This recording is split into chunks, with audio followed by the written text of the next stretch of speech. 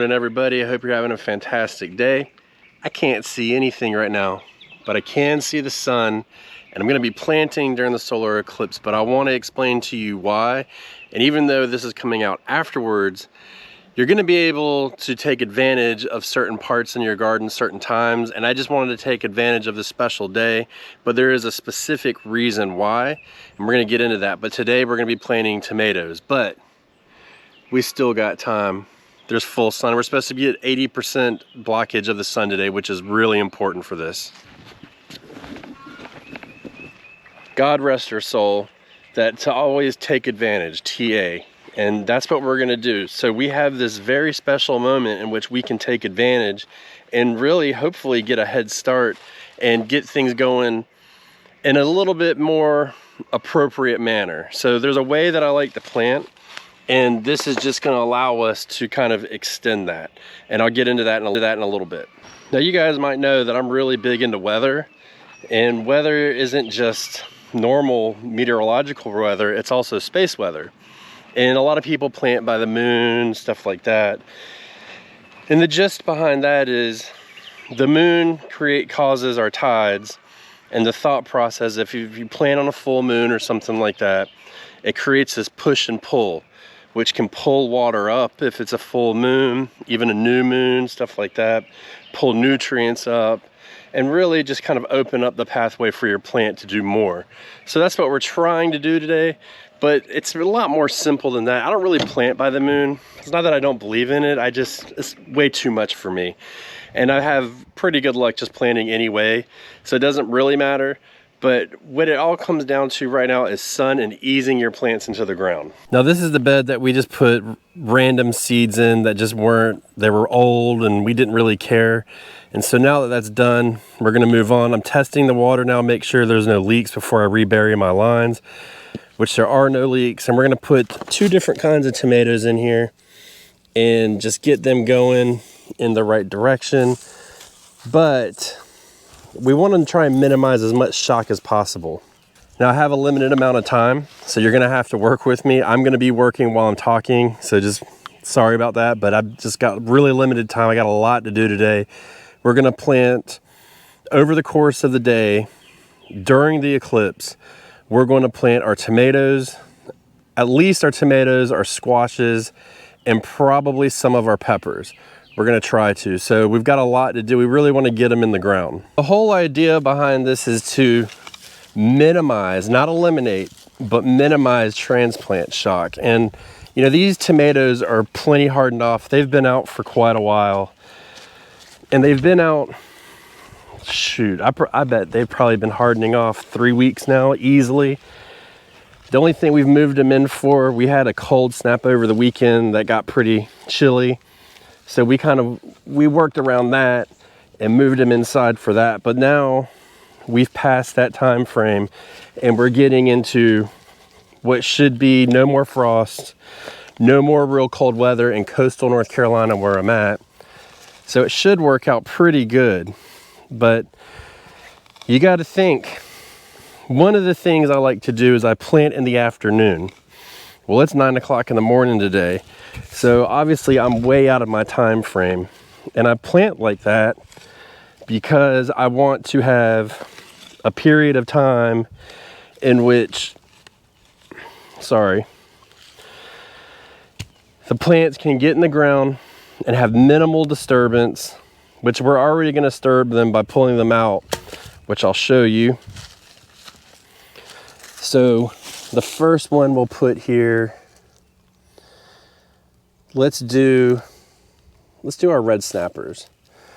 So just doing this right here, if I can get it, that just right there disturbs the roots. So between that and the sunlight, it can be a lot, and the wind. But today is a special day because we're gonna get 80% less light for the height of the day, but throughout the day we'll be getting less and less light. So starting in about 2 hours, the eclipse will begin, and then throughout that time you have to think we'll continuously get less and less light, so it'll be less stress on this plant, which means in theory it should get a more comfortable start in the ground, and so we can get them going. So what I'm gonna do is I've dug my first trench. I'm gonna put my my pre-planting fertilizer down, and then I'm going to trim these off, all of these plants, and I'll bury them this deep, just like every other tomato. All right, so we're just about done here, and I do want to show you one row that I do just for the record. I take my well-balanced fertilizer here, super technical, and I just sprinkle it in.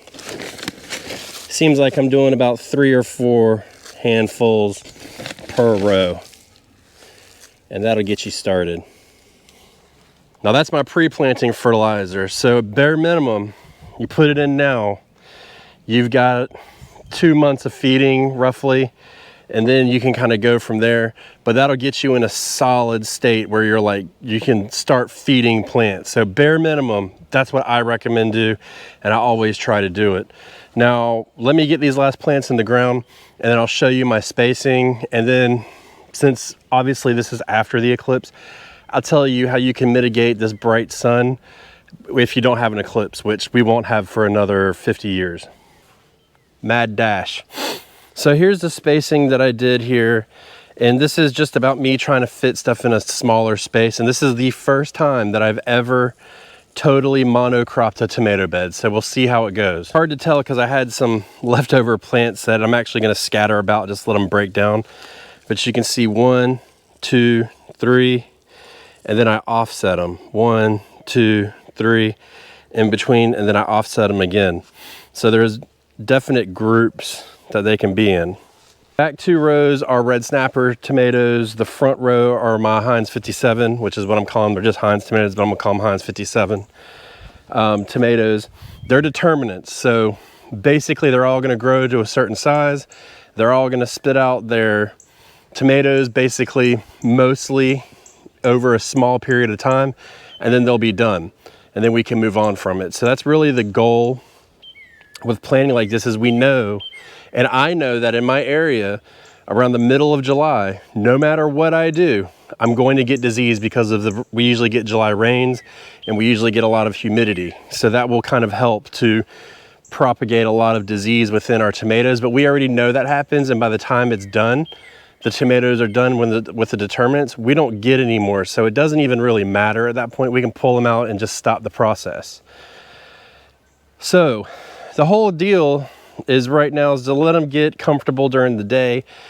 You saw that some of the plants were wilting because the containers were filled up with roots. So we're watering right now.